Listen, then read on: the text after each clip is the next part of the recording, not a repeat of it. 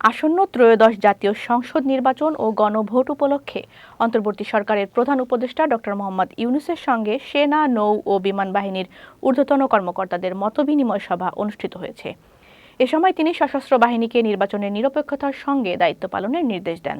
আজ ঢাকায় সেনা সদরের হেলমেট অডিটোরিয়ামে এ সভা অনুষ্ঠিত হয়।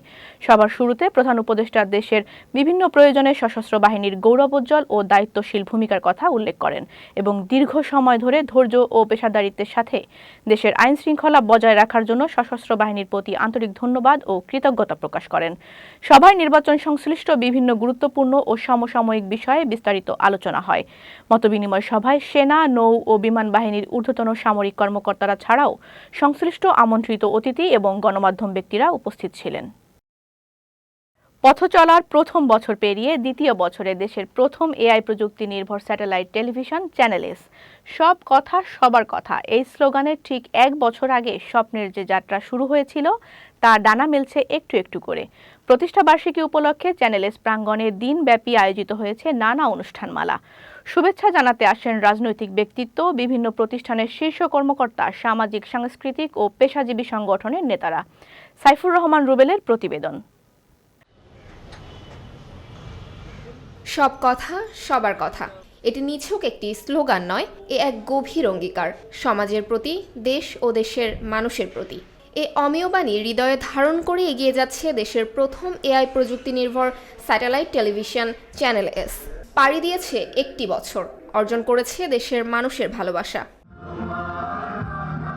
দর্শক শুভানুধ্যায়ীদের প্রতি কৃতজ্ঞতা প্রকাশে উদযাপিত হয়েছে চ্যানেল এসের প্রথম বর্ষপূর্তি। সোমবার সকালে জাতীয় পতাকা উত্তোলন ও জাতীয় সঙ্গীতের মধ্য দিয়ে প্রতিষ্ঠা বার্ষিকীর শুভ উদ্বোধন করা হয়। অনুষ্ঠানে স্বাগত বক্তব্য রাখেন চ্যানেল এসের ব্যবস্থাপনা পরিচালক ও প্রধান নির্বাহী কর্মকর্তা সুজিত চক্রবর্তী। বক্তব্য রাখেন চ্যানেল এসের ভারপ্রাপ্ত চেয়ারম্যান লেফটেন্যান্ট জেনারেল অবসরপ্রাপ্ত Abul Hossain, senior vice chairman Jamal Hossain Panna, vice chairman Monar Hossain Moinul, পরিচালক engineer Abu Al Siraji, news in charge Joynul Abedin, chief marketing officer Turja Rezaul কথা সহ অনেকে। বক্তারা বলেন, চ্যানেল এস কেবল একটি গণমাধ্যম নয়, বরং এটি সত্যিকার অর্থেই সমাজের দর্পণ। যে স্বপ্নযাত্রা নিয়েই চ্যানেল যাত্রা শুরু করেছে, সেই স্বপ্নযাত্রার লক্ষ্যপানে পৌঁছে যাবে channel S.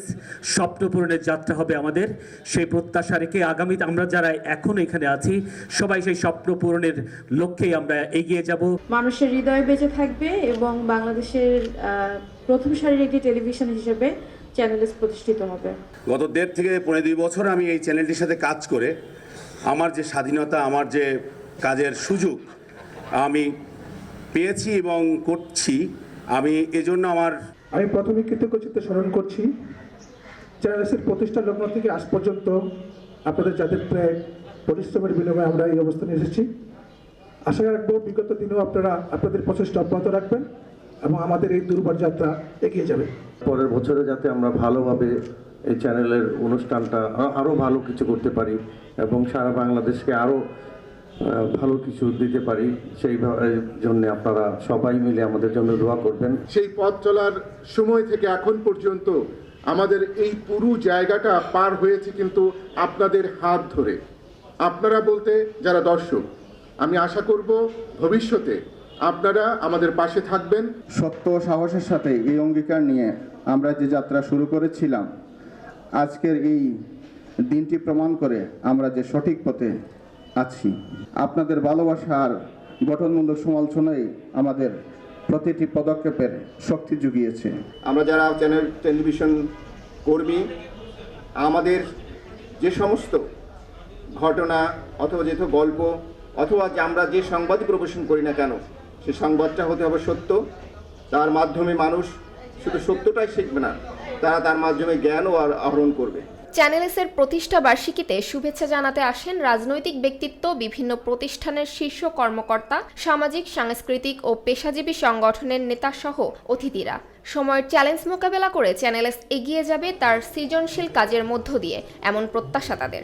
Asiatic media limited এবং আমাদের সকল ক্লায়েন্টের পক্ষ থেকে আপনাদেরকে জানাই আন্তরিক শুভেচ্ছা। চ্যানেল এস আস্তে আস্তে আরও ধীরে ধীরে আরও বড় পরিসরে আগাবে এবং আমাদের দেশকে, সমাজকে অনেক কিছু উপহার দেবে। অল্প সময় চ্যানেলে যেই জায়গায় গেছে আমার বিশ্বাস সামনে আরও অনেক দূর এগিয়ে যাবে। প্রতিষ্ঠান হিসাবে আমরা আশা করব চ্যানেল এস এই নির্বাচনের এই সময়টায় মানুষের সাথে থাকবে, মানুষের কথা বলবে। বিদেশি বিনোদনকে না ইনভলভ করে আমাদের দেশীয় বিনোদনটাকে ফুটিয়ে তুলবেন। বস্তুনিষ্ঠ সংবাদ এবং আমাদের সমাজের যে অসঙ্গতিগুলো আছে এই অসঙ্গতিগুলো তুলে ধরার জন্য যাবতীয় কার্যক্রম তারা পরিচালনা করবেন। চ্যানেল এস সমাজের সুন্দর সুন্দর জিনিসগুলো তুলে আনবে এবং অসঙ্গতিগুলো জনগণের এবং দর্শকদের সামনে তুলে ধরবে। আর নিজস্ব অফিসে এত সুন্দর পরিবেশে এত সুন্দর একটা আয়োজন, সত্যি এটা মনোমুগ্ধকর। আশা করব যে আপনারা ভবিষ্যতে অনেক সততার সাথে কাজ করবেন, দেশ জনগণের জন্য কাজ করবেন, হ্যাঁ, এবং আপনাদের পপুলারিটি আরও বাড়বে। যেন দেশের গণতন্ত্রকে সুরক্ষা করবার জন্য, গণমাধ্যমের স্বাধীনতার জন্য চ্যানেল এস সামনের দিকে এগিয়ে যাবে এবং তাদের ভূমিকা রাখবে সেই প্রত্যাশা রাখছে। শুধু পড়াশোনার গণ্ডির মধ্যে আটকে থাকা আমাদের উচিত না, বাচ্চাদের এসব বিষয়ে উৎসাহ দেওয়া আমাদের দরকার। চ্যানেল এসকে অনেক ধন্যবাদ জানাই, এতে বাচ্চারা তাদের প্রতিভা বিকাশের সুযোগ পাচ্ছে। চ্যানেল এস এর প্রতিষ্ঠাবার্ষিকী উপলক্ষে এছাড়াও কোয়ান্টাম ফাউন্ডেশনের সহায়তায় অনুষ্ঠিত হয় রক্তদান কর্মসূচি। শিশুদের চিত্রাঙ্কন প্রতিযোগিতা, পিঠাপুলি, মুড়ি মুড়কি সহ রকমারি খাবারের আয়োজন বর্ণিল উৎসবে যোগ করেছে বাড়তি মাত্রা। এছাড়া দিনব্যাপী টিভির পর্দায় চলছে সঙ্গীতানুষ্ঠান, যেখানে সঙ্গীত পরিবেশন করছেন দেশের খ্যাতনামা শিল্পীরা। Channel S news desk. Sirajganj সদর উপজেলার খোকসাবাড়ি ইউনিয়নের শৈলাবাড়িতে জনস্বাস্থ্য প্রকৌশল অধিদপ্তরের নির্মিত একটি হাত ধোয়ার বেসিন ধসে 2 শিশুর মৃত্যু হয়েছে।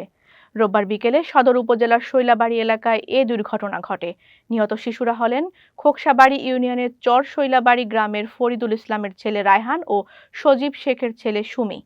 স্থানীয়রা জানায়, কোভিড-19 মোকাবেলা করতে সিরাজগঞ্জ সদর উপজেলার সালুয়া ভিটাহাটে জনস্বাস্থ্য প্রকৌশল অধিদপ্তর একটি হাত ধোয়ার বেসিন নির্মাণ করে। খেলাধুলার সময় বেসিনের উপর উঠলে সেটি হঠাৎ ধসে পড়ে ঘটনাস্থলে 2 শিশুর মৃত্যু হয় এবং আহত শিশুটিকে উদ্ধার করে সিরাজগঞ্জ সদর হাসপাতালে ভর্তি করা হয়। সিরাজগঞ্জ সদর থানার ভারপ্রাপ্ত কর্মকর্তা মোহাম্মদ শহীদুল ইসলাম এ তথ্য নিশ্চিত করেন। ঝালকাঠির নলছিটিতে 4 জন মাদক কারবারিকে আটক করেছে সেনাবাহিনী। রোববার সন্ধ্যায় গোপন সংবাদের ভিত্তিতে নলছিটি উপজেলার দপদপিয়া 0 পয়েন্ট এলাকায় সেনাবাহিনীর বিশেষ অভিযানে ইয়াবা, গাঁজা, মাদক তৈরি ও সেবনের সরঞ্জাম সহ তাদের আটক করা হয়। অভিযানের নেতৃত্বদানকারী ক্যাপ্টেন তানভীর ও ক্যাপ্টেন সাইয়ার জানান, এ সময় তাদের কাছ থেকে উদ্ধার করা হয় 23 পিস ইয়াবা, 100 গ্রাম গাঁজা, 100 গ্রাম তামাক, 3টি দেশি বিদেশি অস্ত্র, 6টি মোবাইল ফোন, গাঁজা প্রস্তুত ও ইয়াবা সেবনের সরঞ্জাম, মাদক বিক্রির নগদ 13,200 টাকা ও মাইক্রোফোন। পৌর করে চলছে ইউনিয়নের চাকা, সুষম সেবা ও উন্নয়নের পরিকল্পনা আঁকা। এই প্রতিপাদ্যে ভোলার লালমোহনে 3 দিনব্যাপী পৌর কর মেলার উদ্বোধন করা হয়েছে। সোমবার সকালে লালমোহন পৌরসভার আয়োজনে পৌরসভা চত্বরে মেলার উদ্বোধন করেন উপজেলা নির্বাহী কর্মকর্তা ও পৌর প্রশাসক মোহাম্মদ শাহ আজিজ। মেলায় বকেয়া কর পরিশোধ করলে শতকরা 15% ছাড় পাবেন নাগরিকরা। আগামী 28 জানুয়ারি পর্যন্ত চলবে এ মেলা। এ সময় লালমোহন পৌর নির্বাহী কর্মকর্তা মোহাম্মদ আরিফ হোসেন, সহকারী প্রকৌশলী মোহাম্মদ কামাল হোসেন, উপসহকারী প্রকৌশলী মোহাম্মদ নিজামুদ্দিন, মোহাম্মদ মেহেদি হাসান, পৌরসভা কর্মচারী অ্যাসোসিয়েশনের সভাপতি মোহাম্মদ আফসার উদ্দিন ও সাধারণ সম্পাদক মোহাম্মদ নাজিম উদ্দিন সহ অনেকে উপস্থিত ছিলেন। চাঁপাইনবাবগঞ্জের শিবগঞ্জে বেসরকারি টেলিভিশন চ্যানেল এস এর প্রতিষ্ঠাবার্ষিকী পালিত হয়েছে। সোমবার সকালে শিবগঞ্জ উপজেলা পরিষদ হল রুমে চ্যানেল এস এর প্রতিষ্ঠাবার্ষিকী উপলক্ষে আলোচনা সভা, র্যালি ও কেক কাটার আয়োজন করা হয়। এ সময় উপস্থিত ছিলেন শিবগঞ্জ উপজেলা নির্বাহী অফিসার আশিক আহমেদ, উপজেলা সহকারী ভূমি অফিসার মোহাম্মদ তৌফিক আজিজ, উপজেলা সমাজ সেবা অফিসার নুরুল ইসলাম ও উপজেলা পল্লী উন্নয়ন অফিসার শাহিন আক্তার সহ অন্যান্যরা। আলোচনা সভায় বক্তারা চ্যানেল এস এর পথ চলা, সাফল্য ও ভবিষ্যৎ পরিকল্পনা নিয়ে আলোচনা করেন। পাশাপাশি বস্তুনিষ্ঠ সংবাদ পরিবেশনের মাধ্যমে দেশ ও সমাজের উন্নয়নে ভূমিকা রাখার প্রত্যয় ব্যক্ত করেন তারা। কাস্টমস প্রশাসনের ভূমিকা, আন্তর্জাতিক বাণিজ্য সহজীকরণ, রাজস্ব ব্যবস্থাপনা ও মানব সম্পদ উন্নয়নের গুরুত্বপূর্ণ বিষয় নিয়ে আন্তর্জাতিক কাস্টমস দিবস উপলক্ষে বেনাপোল কাস্টমস হাউসে সেমিনার অনুষ্ঠিত হয়েছে। সোমবার বেনাপোল কাস্টমস হাউসের শোভা কক্ষে অনুষ্ঠানের আয়োজন করা হয়।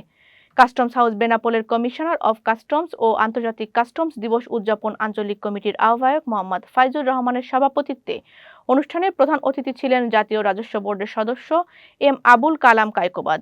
বিশেষ অতিথি ছিলেন যশোর কর অঞ্চলের কর commissioner Masud Rana, customs excise ও VAT commissionerate commissioner Abdul Hakim ও বেনাপোল C&F এজেন্টস অ্যাসোসিয়েশনের সভাপতি শামসুর রহমান সহ অন্যান্যরা।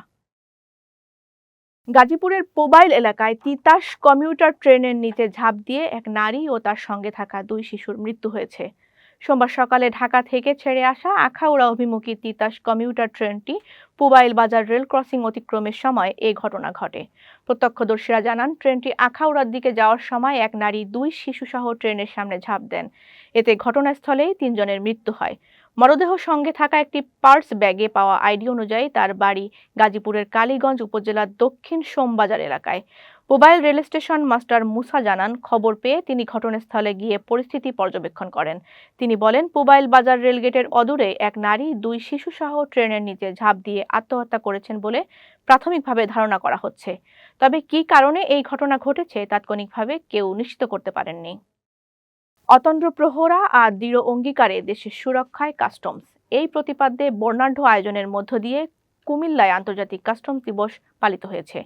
সোমবার সকালে কুমিল্লা কাস্টমস হাউস ও ভ্যাট কমিশনারেটের উদ্যোগে নগরীর ঝাউতলার এলিট প্যালেসে আলোচনা সভার আয়োজন করা হয়।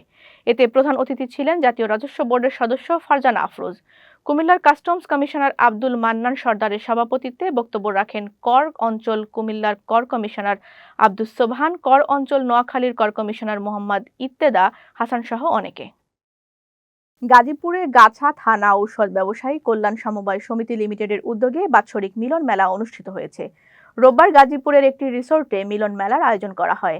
গাছা থানা ঔষধ ব্যবসায়ী কল্যাণ সমবায় সমিতি লিমিটেডের সভাপতি মোহাম্মদ মহসিন আনসারির সভাপতিত্বে অনুষ্ঠানে প্রধান অতিথি ছিলেন গাজীপুর ওষুধ প্রশাসনের তত্ত্বাবধায়ক তানজিনা আরফিন।